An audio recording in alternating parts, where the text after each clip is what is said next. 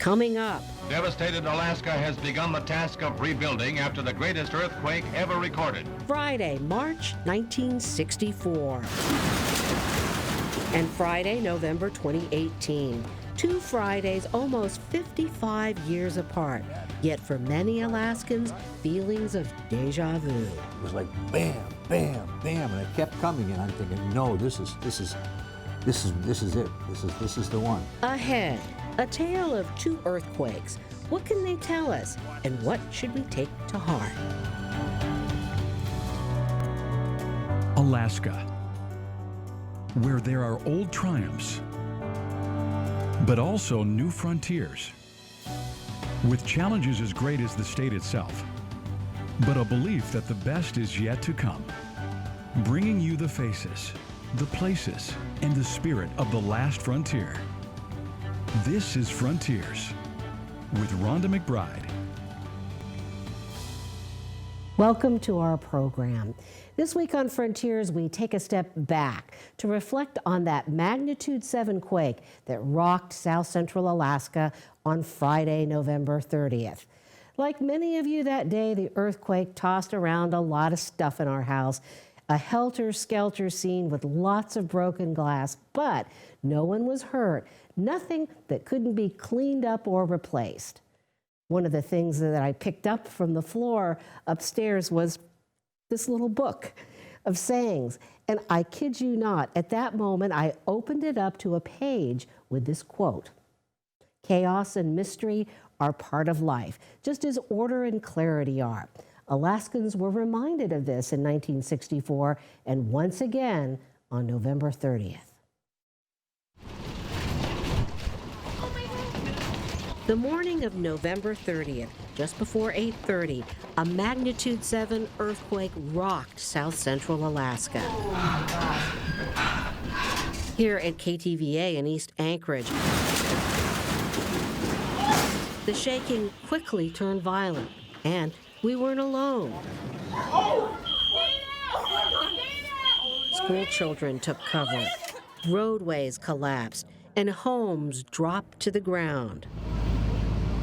Whether you were stuck in traffic after power outages, it's slow. I mean, everybody wants to go home. Or digging out from under the damage, it was the kind of day you will always remember exactly where you were and exactly what you were doing the moment the earth began to shake. Anchorage, with a metropolitan population of 100,000 hardy souls, was in the center of the severe shock. Just like the Good Friday earthquake, almost 55 years ago, which lasted about 4.5 minutes. A magnitude of 9.2, the second most powerful earthquake ever recorded.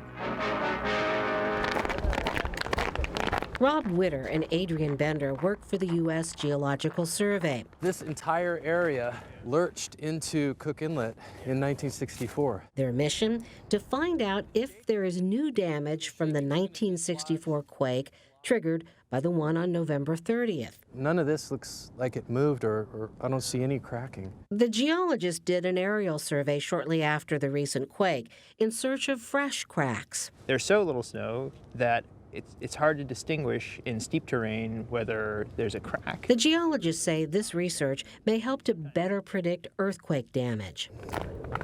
They say the 2 quakes have very different personalities.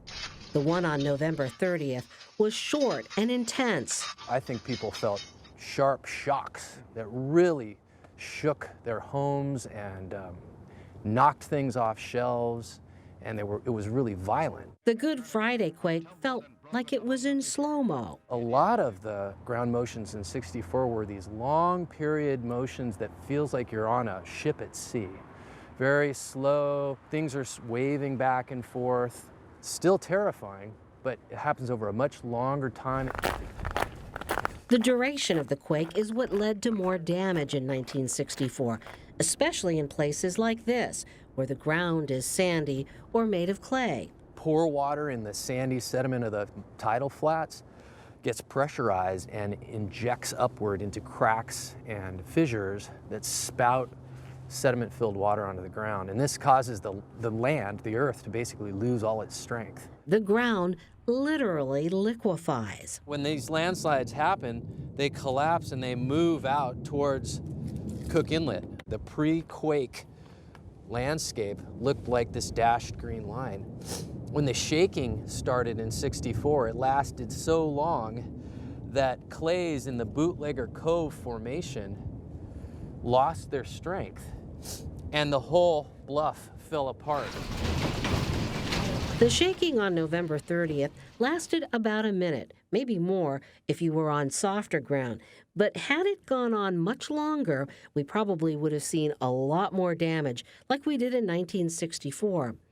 Also, the two disasters have very different causes. The Good Friday quake occurred along a fault line between where the seafloor, known as the Pacific Plate, rolls underneath the continent, also known as the North American Plate. So this is a depiction of what happened in 1964. The interface between these two plates can become locked, and that causes a large amount of stress to accumulate in the plate on top over time. So this red zone depicts that locked, and when it releases, these really big earthquakes happen. The 1964 earthquake created a crack in the earth hundreds of miles long, which extended from Prince William Sound all the way to Kodiak.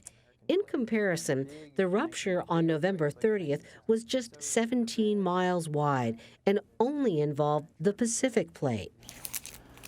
It's a little unorthodox, but Adrian Bender uses this candy bar to show us what happened. So the Snickers bar is here. It represents a cross-section of the seafloor at a spot northwest of Elmendorf. So this is the start of the earthquake. And that's just over 1 minute. The seafloor, as it pushes underneath the crust, also bends. Or Snickers bar. And when we bend it, right, there are these cracks that form as it extends. A process that can happen over hundreds of years. And on November 30th, one of those cracks finally snapped. The result, a magnitude 7 quake. Photos from this aerial survey do show some fresh cracks and landslides that occurred after the November quake. So the message from this tale of two earthquakes, Alaska is earthquake country. It's fresh relative to the face, so it probably happened recently. And while there are thousands of earthquakes every year that we may never feel, another big one could be about to strike someday, somewhere. There's definitely cracking here, but it's minor. Some of us are grateful just to have a mess to clean up. Others, though, have a long road ahead. This seeming randomness of it all makes me think of that saying, hope for good luck when you have bad luck. Up next, we return to that theme. As years go, it's become much more deeply emotional for me. The tale of two earthquakes from two men who survived them both.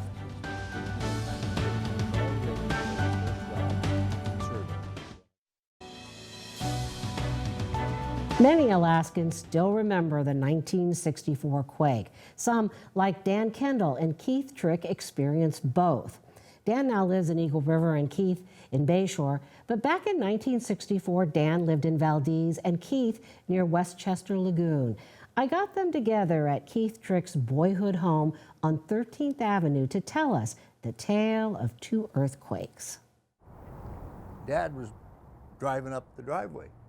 He parked right out front, got out of the car, and then he started to come up the walkway. Keith Trick was at this window when the Good Friday quake struck, just as his dad came home from work. He went down immediately onto all fours. It bounced him down, and then he was just like a spider on a hot skillet. He was boing, boing, boing, boing. I thought that was the darndest thing I'd ever seen. Boing, boing, boing. And the tips of the trees on this side were hitting the ground, and when they came back over, the tips on that side were hitting the ground. And you could see the swells in the ground. It was like maybe 5, 6 foot swells. It was something we'd never seen before. And it lasted forever. Somehow, the Trick house escaped damage. Not a brick was moved in this fireplace. Barely anything fell, maybe because his dad was an engineer and made sure this home was well designed. His sister lives here now. She was 5 years old. Keith was a senior at West High. Driving from Valdez to Anchorage was a lot of ka-thunk, ka-thunk, ka-thunk. Dan Kendall and Keith Trick have never met. Yet this house seemed like a good place to sit down and compare the March '64 quake to the one in November. What was your experience with the November 30th quake? It was a very big, prolonged shock. How was it compared to the one you experienced in '64, the way it felt? The one in '64 was smoother. They both had the same roar, very, very noisy, but the '64 quake rolled. It was kind of like a sea, and maybe all that noise was the ground breaking and things like that. This one was like a slam. It was a punch. It was like bam, bam, bam, and it kept coming. And I'm thinking, no, this is it. This is the one. We got to be ready. We got to get out of here. And then it quit. Everything in the house that was attached to a wall was on the floor. What did you experience on November 30th? Well, my wife and I were sitting at the kitchen table and reading the mail on the laptop. And this is in Eagle River, in right? Eagle River. And the earthquake started, and as described, it was jolts, and I grabbed my coffee cup and my laptop so it wouldn't fall on the floor. My wife got up and started holding the cabinets closed, and she told me this later, nonchalantly said, well, don't bother, because I expected more jolts to come. This was just the warm-up as compared to the '64 earthquake. This was just a couple of big jolts and some rattling with noise, with lots of sound, and I figured it was the big one again.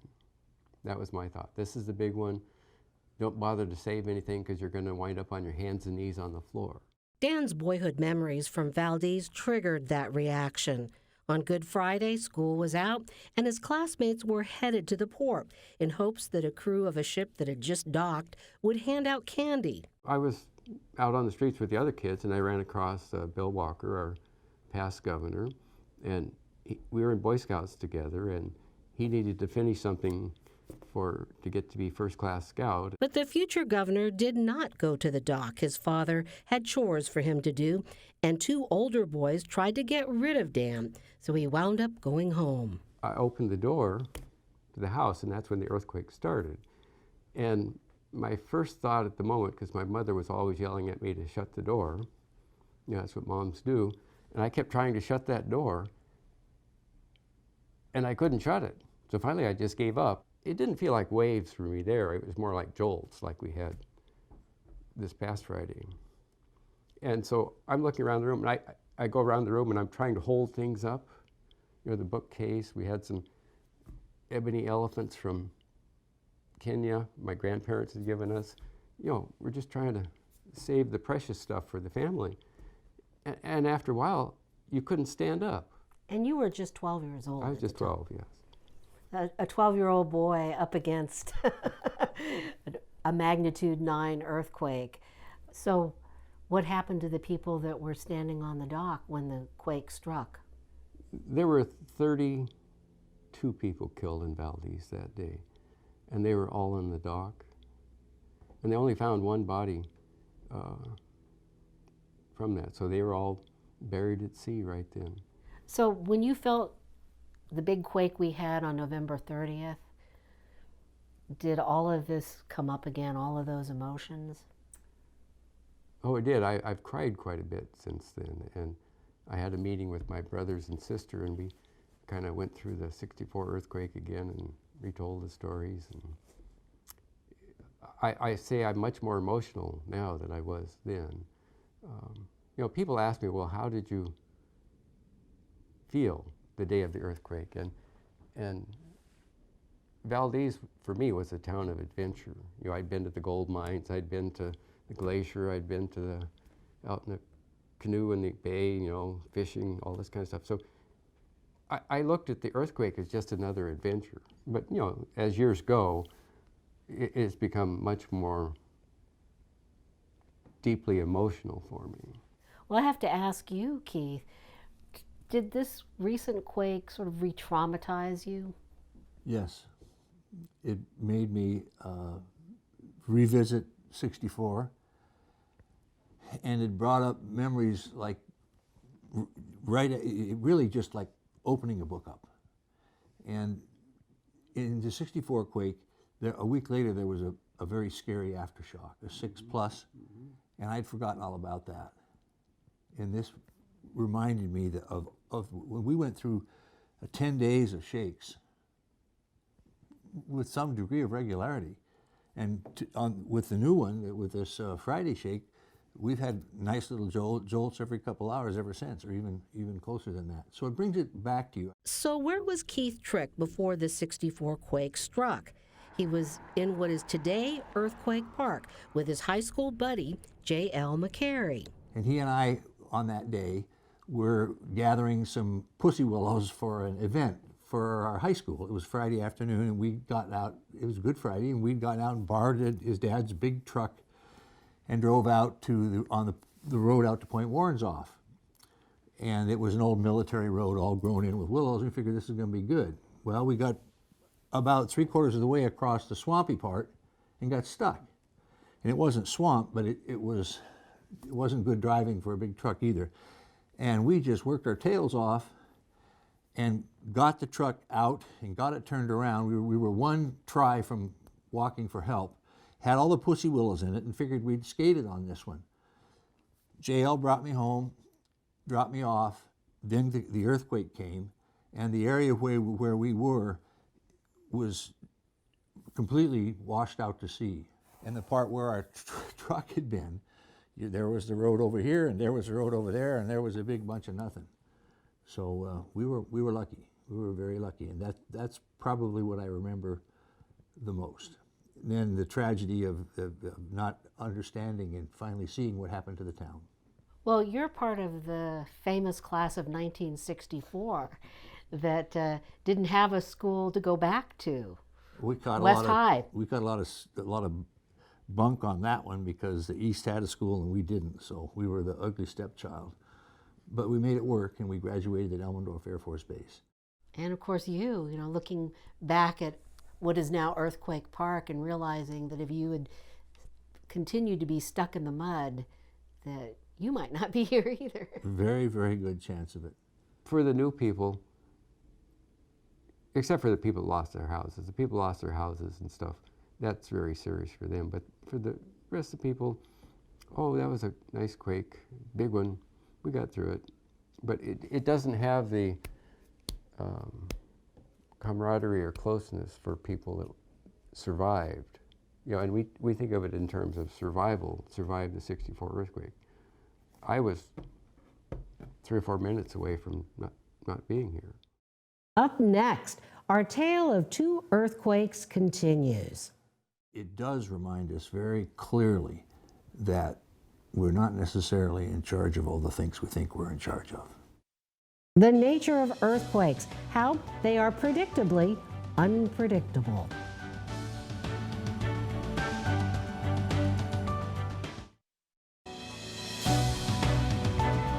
It'll take a while for many of us to recover from November's quake. It may be a year before some children can return to their schools, and others have only begun to realize the full extent of the damage. So we asked Dan Kendall and Keith Trick what we should keep in mind. Do you have a sense that we are better prepared than we were in '64, that we've learned some of the lessons? I'd like to say that. I worked for Senator Bartlett back in the 60s, and he told me to remember one thing. He said the population in Alaska turns over every 6 years. So he says every time I run for election, I have to run against a whole new bunch of people. And so in the 50 years that's passed since the earthquake, the number of us who experienced 64 is pretty small, who are still here. And the people who are new here, this is an eventful thing in their lives. And anything we can give them to help them is very important, I think. After the quake, Keith Trick got a job doing surveys. He took a lot of pictures of the damage he saw with his camera. similar to what we see in the November quake, like the variability from one spot to another, more damage in places where the ground is soft, less where there is good bedrock. And one strange thing, there's a lot of variability in soils around Anchorage, within the same neighborhood, sometimes on the same street. My dad, he was the public works director for the city at the point where the town was transitioning from log and wood frame to concrete and steel. And they had put codes up. They had codes for high rises, and that's why none of the big high rises actually fell. They all got some damage, but they didn't fall. So your dad and other architects and engineers, would you say that their work back then, before the '64 quake and afterwards, perhaps saved lives today? Absolutely, not a question in my mind. I think a lot about my dad now, and I'm very happy for what he did and what the men like him did for us. They built their house of brick to stick, and it worked, and we're all here in great measure because of it. To me, being in this earthquake was a very humbling experience. It was a reminder that humanity is teeny tiny to the force of nature. We are nature, and we're part of this whole scheme. It isn't like we're observing it. We're part of it. We do what we can to do the best that we can. And when something like this happens, it does remind us very clearly that we're not necessarily in charge of all the things we think we're in charge of. So in this tale of two earthquakes, what is the storyline that we should be focused on? I would make it a very personal story. Reconcile with your wife. Don't fight with her all the time. I mean, do the things you're supposed to do for people. Help them out. But I just want to take a second and concur and support what you said. It's absolutely essential to be neighborly and friendly and kind. In our neighborhood, right after the quake, there were people out on the corners calling across the street, "You okay?" Well, there is something about the earthquakes when they're big like this that are almost life-affirming. I couldn't agree with you more. That's exactly how I see it. We do have to educate Alaskans, and I think we need to do that particularly here in Anchorage. Anchorage has such a new population now that they need to understand that we're all in this together. What's that you got in front of you brought out? Oh, this is this is a railroad spike from the Alaska Railroad in an area where the earthquake turned it into rubber bands. But that gives you some idea of the forces that were involved. Just go knock on your neighbor's door. And before we go, a footnote on KTVA. This isn't the first time KTVA has experienced a big quake. In 1964, the station was located on the ground floor of the McKay building, that high-rise downtown. Augie Hebert, the first owner of KTVA, was on the phone in his office when it hit, and Augie said the first thought that flashed through his mind, did the transmitter survive? Well, it did, but there was so much damage to the studios that he had to build a new station in Spenard. Well, fast forward to November 30th, 2018. Once again, the transmitter survived, and that's how we were able to stay on the air. But our newsroom has since been moved down to the basement into Studio B, where we remain as committed as ever to bringing you the voices of Alaska, and proud to be part of this team, proud to know that many other Alaskans rose to the occasion on Friday, November 30th. Thank you for joining us. We'll see you next week.